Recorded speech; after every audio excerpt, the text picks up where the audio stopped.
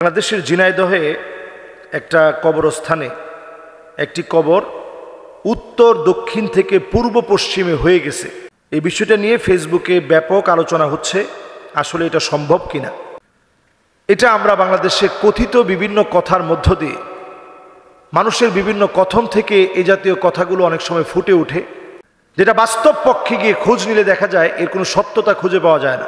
এজন্য আমরা নিরেট এ জাতীয় হাবিজাবি কোনো তথ্য শুনে এগুলোকে সত্য মনে করার কোনো সুযোগ নেই। কাফা বিল মারই কাযিবান আই ইউহাদ্দিসা বিকুল্লি মা সামিআ, এটাই আপনার জন্য যথেষ্ট যে আপনি মিথ্যাবাদী। যা শুনবেন আপনি তাই বলবেন, যা শুনবেন তাই প্রচার করবেন, এতটুকুনি মিথ্যাবাদী হওয়ার জন্য যথেষ্ট। আমরা এটা অনেক সময় মনে করি যে বাংলাদেশে কোনো পীরের কবর হঠাৎ করে উত্তর দক্ষিণ থেকে উনি পূর্ব পশ্চিমে চলে গেছে। এমনও পীরের নাম শুনছি উনি নাকি বলেই গেছে যে আমার কবরটা পূর্ব পশ্চিমে দিও। তো মুরিদানরা চিন্তা করছে যে আজীব ব্যাপার, কবর আবার পূর্ব পশ্চিমে দেয় কেমনে? কবর তো উত্তর দক্ষিণে দিতে হবে। তো পীর সাহেব হুজুরের কবরটা উত্তর দক্ষিণে দেয়া হলো। মানুষ ঘুমের থেকে উঠে দেখে পীর সাহেব হুজুরের কবর পূর্ব পশ্চিমে চলে গেছে। তো ঝিনাইদহের কবরের বিষয়ে ওইরকম বাস্তব কোনো তথ্য কেউ স্বচক্ষে দেখছে এরকম কোনো প্রমাণ নেই। এগুলো অনেক সময় মানুষের একটা আকর্ষণ অর্জন করার লক্ষ্যে এই জাতীয় কর্মকাণ্ড তারা নিজেরা ঘটাতে পারে।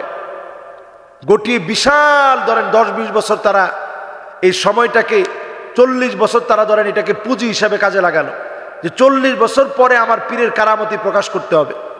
তো 40 বছর পরে হঠাৎ একদিন বলল যে তিনি স্বপ্ন দেখাইছেন যে খবরদার, আমার কবর কিন্তু পূর্ব পশ্চিমে আছে, এটাকে উত্তর দক্ষিণে নেওয়ার চেষ্টা করবা না, কারণ আমার পায়ের নিচে কোনো একজন বুজুর্গ আছে। তো কোনো একজন বুজুর্গের এখানে পা চলে যাবে, এমন অন্যায় করা যাবে না, খবরদার, এই জন্য আমার কবরটা যেমনে আছে এমনি রাখতে হবে। এই ধরনের ডাহা অযৌক্তিক কথা বলে নানাভাবে মানুষের অনেক সময় ইন্টেনশন আশা করে অনেকে। এই ব্যাপারে সতর্ক থাকা এটা আমাদের ইমানই দায়িত্ব। যদি কবরের বিষয়টা এমনই হতো, সাহাবায়ে কেরামের কবরের দিকে আপনি তাকায় দেখেন, আপনি গিয়ে দেখবেন কোনো চিহ্ন নাই, সাহাবায়ে কেরাম শুয়ে আছেন, কোনো চিহ্ন নাই। আর আমার দেশে সাধারণ একজন কোনো রকম যদি কাপড় চোপড় না থাকে, এই লোকটার মাজারও যেরকম কায়দায় বড় হয়, অথচ সাহাবায়ে কেরামের কবরের মধ্যে গেলে মনে হয় এই কবরের মধ্যে তো একদিন আমাকে ঘুমাতে হবে। আর ওই সমস্ত জাগ জমকপূর্ণ জমকালো এমন আয়োজন থাকে, একবারে বাতি টাতি দিয়ে ভরপুর, ওইখানে গেলে আপনার মৌতের কথা মনে হবে কতক্ষণে।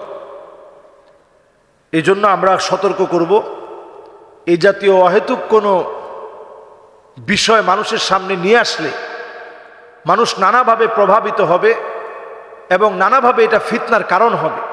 আল্লাহর কাছে আমরা পানাহ চাই এই জাতীয় কোনো ঘটনা যেন না ঘটে, এবং এই জাতীয় কোনো ঘটনার কারণে যেন আমাদের ইমানি সমস্যা তৈরি না হয়, উনাকে অনেক বেশি বুজুর্গ মনে করতে শুরু না করি।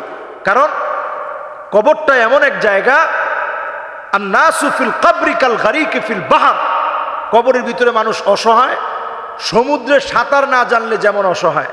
সাঁতার জানলে আপনি সমুদ্রের ভিতরে কতক্ষণ টিকবেন? সাঁতার জানলে আপনি সমুদ্রের ভিতরে কতক্ষণ টিকবেন?